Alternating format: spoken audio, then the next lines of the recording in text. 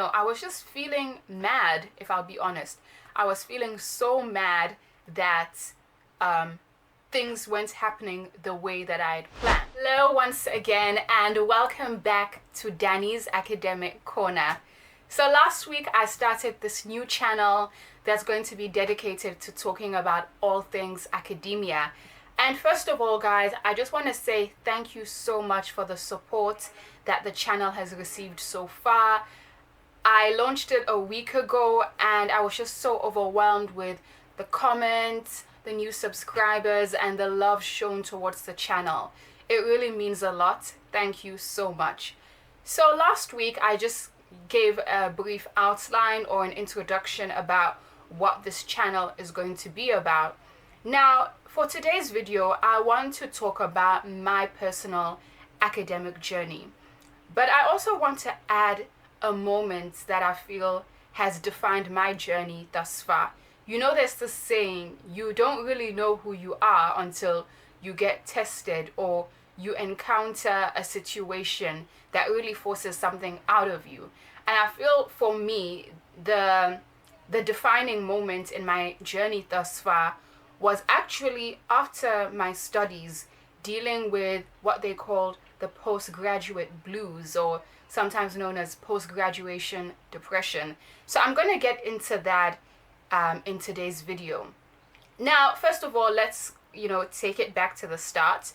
Just for some context, I am originally from Sierra Leone. I migrated to South Africa in 2010. I was in grade 9 at the time.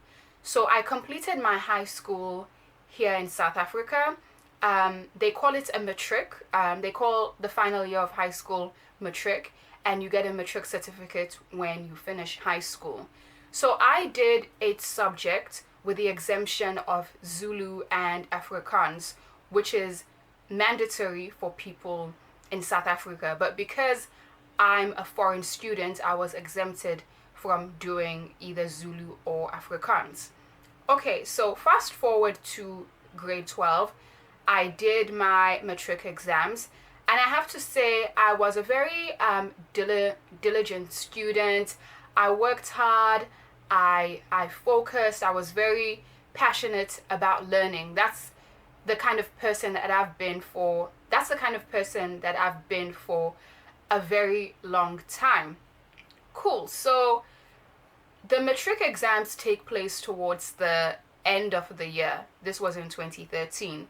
And the results usually come around the second week in January. So then I go to the school to get my results in 2014, January 2014, and I passed with 8 A's. I did 8 subjects. So I passed with distinctions in all my subjects. I was very happy. Now, on the matric certificate, at the bottom, it's supposed to say bachelor's pass, indicating that I can apply and I can apply for a university degree. My results did not say bachelor's pass. In fact, it said something along the lines of invalid results. And then the teacher at my school said, well, the issue is that the Department of Basic Education could not capture your marks or your certificate as you do not have a South African ID. So the teacher was just like, girl, we've educated you, so that's between you and the Department of Basic Education to work out.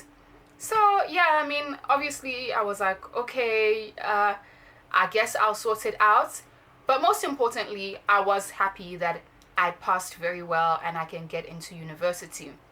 Cool.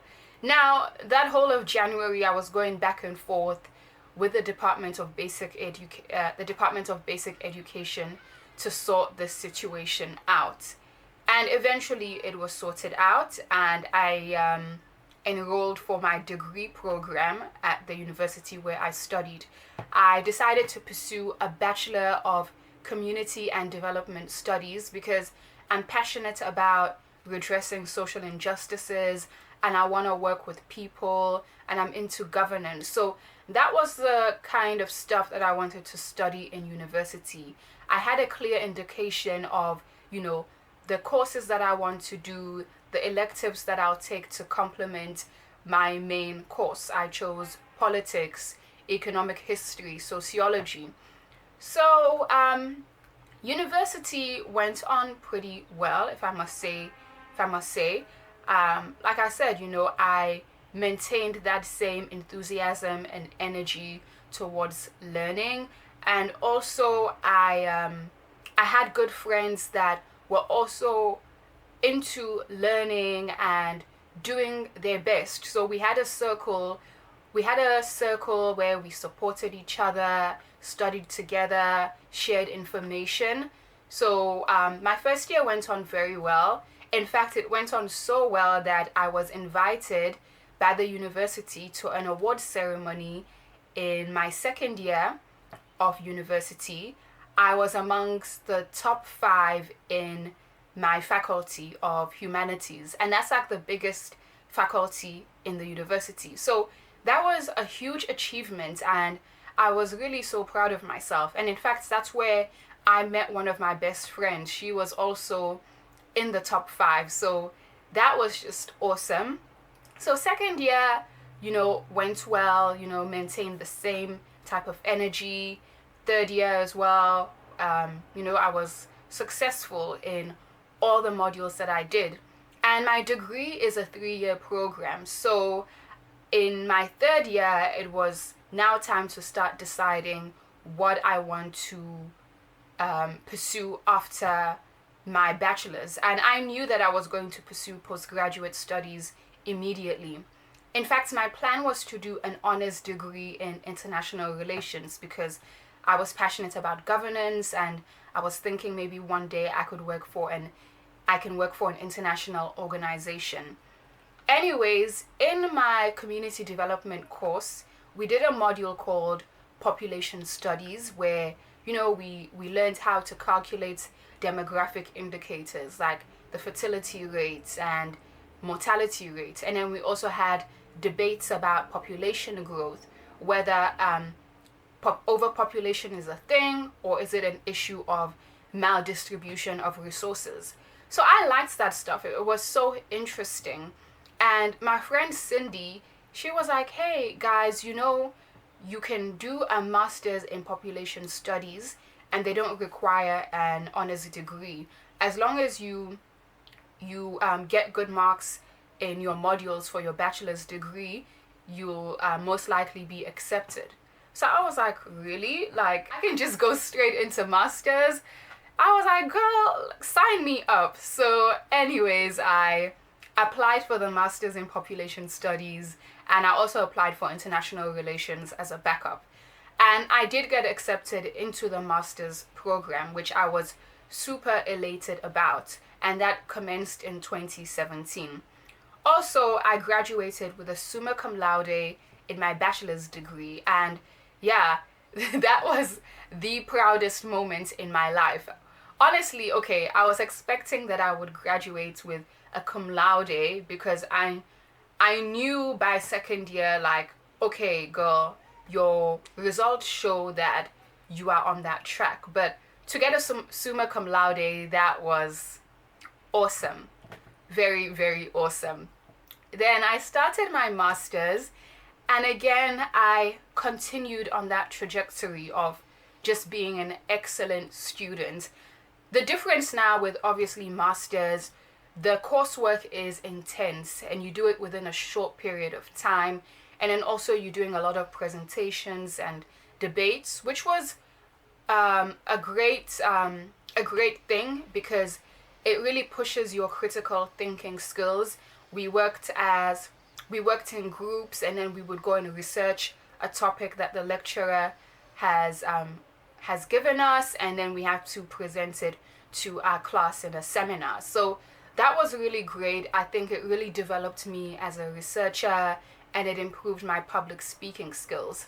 And I did well in my first year of my master's program.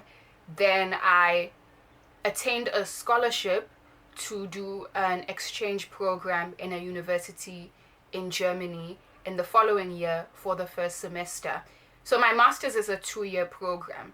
So I was like, okay, that's great. I'll go I'll go to Germany in 2018 for the first half of the year, then come back and just finish up with my master's degree by writing my dissertation.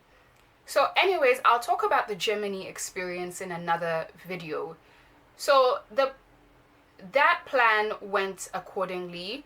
I went to Germany, I came back, then I worked on my dissertation, and I also did some other electives to make up for the credits that I didn't have. Then I graduated in September 2019. In fact, I ended up doing one extra semester because I needed more time to do my master's dissertation. And I graduated September 2019. Alright then, so I hope you guys are following thus far. As you can see in my journey, there's been a clear pattern of me working hard. And when I work hard, I see the results, and that motivates me to work harder.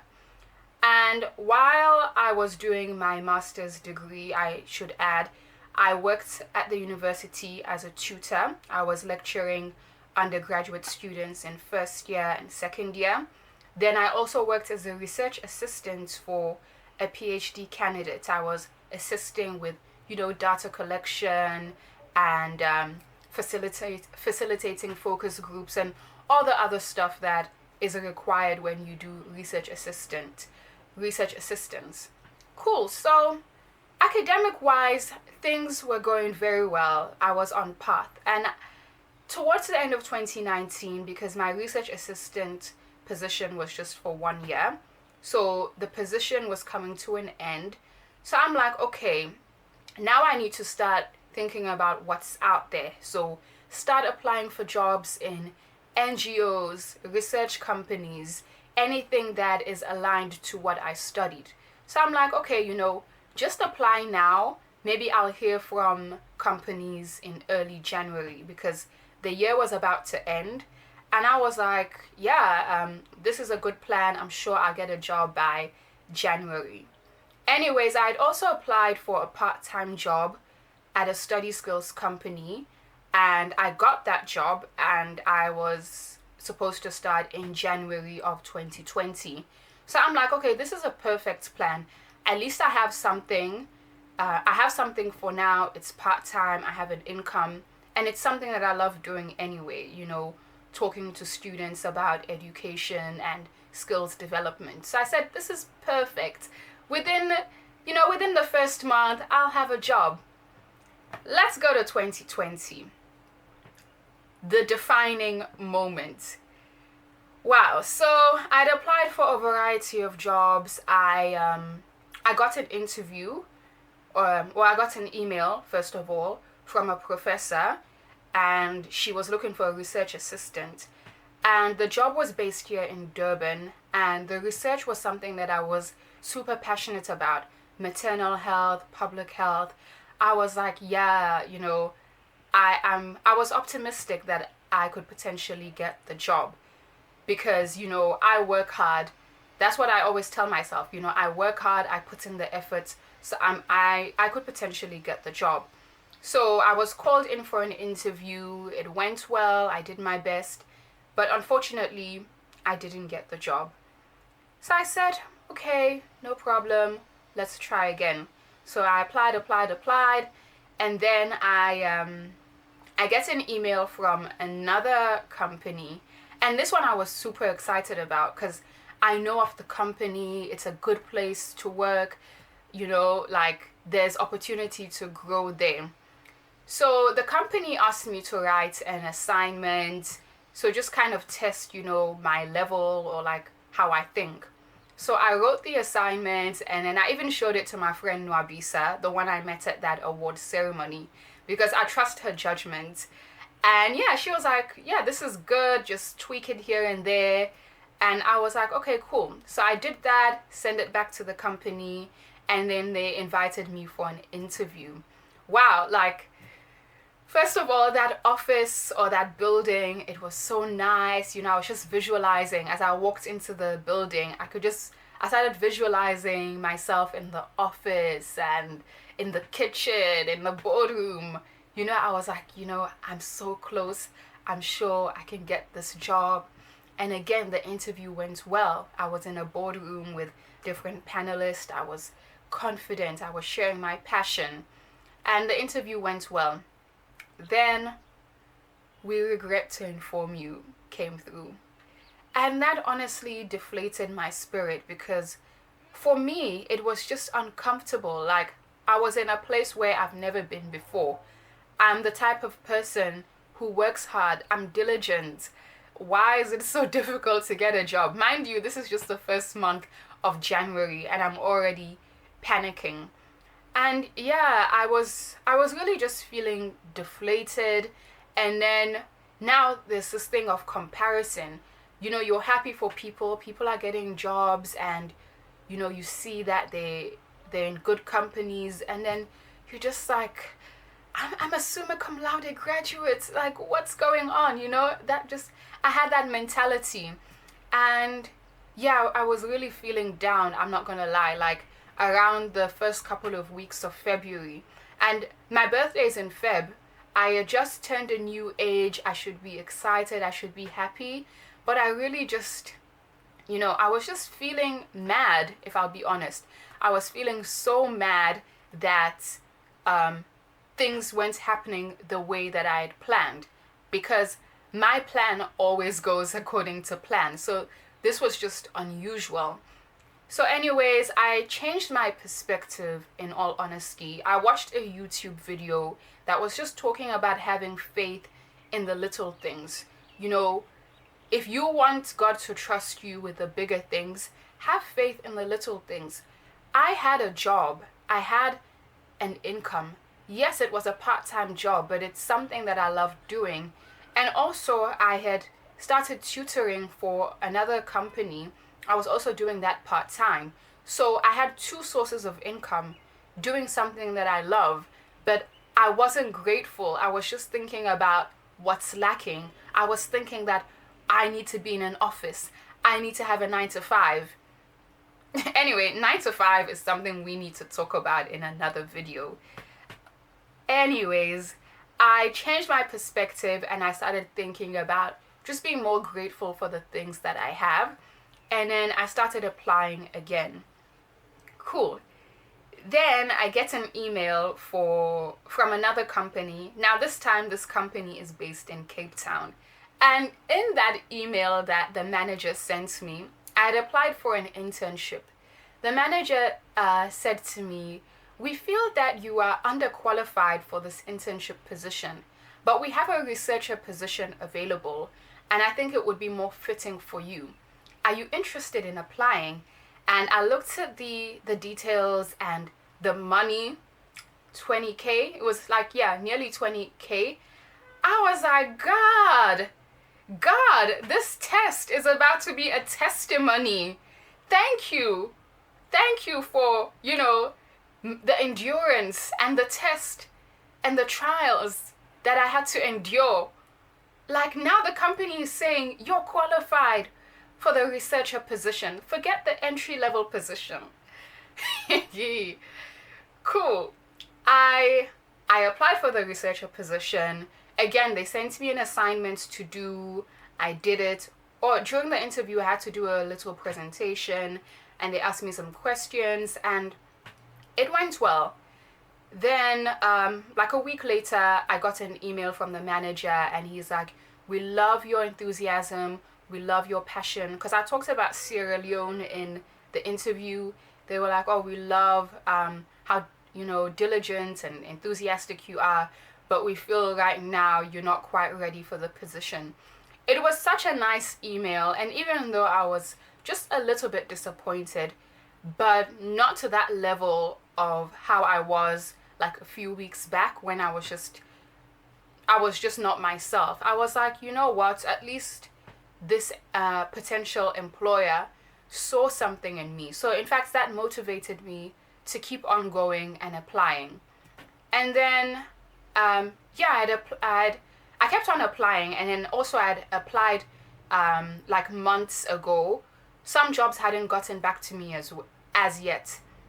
Then just a few weeks later, after that Cape Town job after that Cape Town job interview, I get a call from an NGO based in Joburg, and then they said they would like to schedule an interview with me. So I said, okay, cool, I'm interested. And they gave me a presentation, or rather a topic that I needed to present on. And the topic was actually something that I'd studied in my master's degree, public health and health budgeting. So I was like, oh, I know what I'm talking about. I just need to maybe do some extra research and update the topic. So I did the presentation. In fact, I killed it, if I'll be honest. And they asked me some tough questions. I answered it the best way that I could. And then, yeah, they said, thank you, we'll get back to you.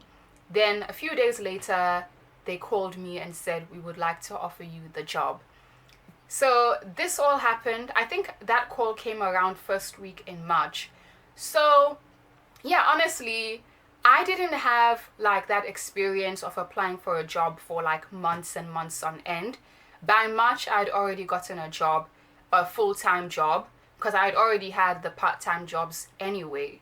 So for me, the lesson that I've learned in my journey so far is that, first of all, university life and the life outside of varsity, it's not the same. Yes, you can work hard, and hard work is important, but also there are a variety of factors. Your network is your net worth. No, I knew people who worked in that tutoring and study skills company that I was working part-time. Because of knowing them, I was able to apply for the positions when they became available, because those people in my network told me. And I feel that most importantly, faith in God. I am a believer, and if I didn't hold on to my faith in those challenging moments or those moments that tested me, I mean, I don't know, I really would have just been in a darker space for a long time. And really, God provided. That job that I eventually got, it was perfect for me in terms of my personal and professional development. I got to interact with community members, even though this was during COVID times, but we got to talk about how COVID is impacting healthcare budgeting and their access to quality healthcare. I got to do TV appearances on major news networks, like Newsroom Africa. I wrote articles. I mean, I really grew as a person in 2020. I was even on the radio talking about the gendered impact of the pandemic and social reproduction and all those things. So that was just the perfect job for me in that moment in time. And that job opened up opportunities for me. And now I'm currently working as a lecturer, and I needed to learn those skills in that particular job for my current position now. So in the end, everything worked out accordingly. And what I want to say to you guys for today's video, like the key takeaway, is that whether you're at the start of the journey and you have no clue how it's all going to unfold, you just have to trust the process. I know there's this thing going around like, the process must trust me. Yeah, the process must trust you, but you also have to trust how things will unfold. Just know that you may not see the fuller picture, but you can take the first step, then the next step to get to where you are, to get to where you want to be. And don't despise the small things. Whether you're working part-time or maybe you're not in a job that you feel is meant for you, but don't despise it, because you're still going to learn something there, and also you're making money. And yeah, never stop searching for opportunities. Just when you get defeated or you feel like, oh, the world is against me and things are not going right, continue searching for the opportunities and network and put yourself out there.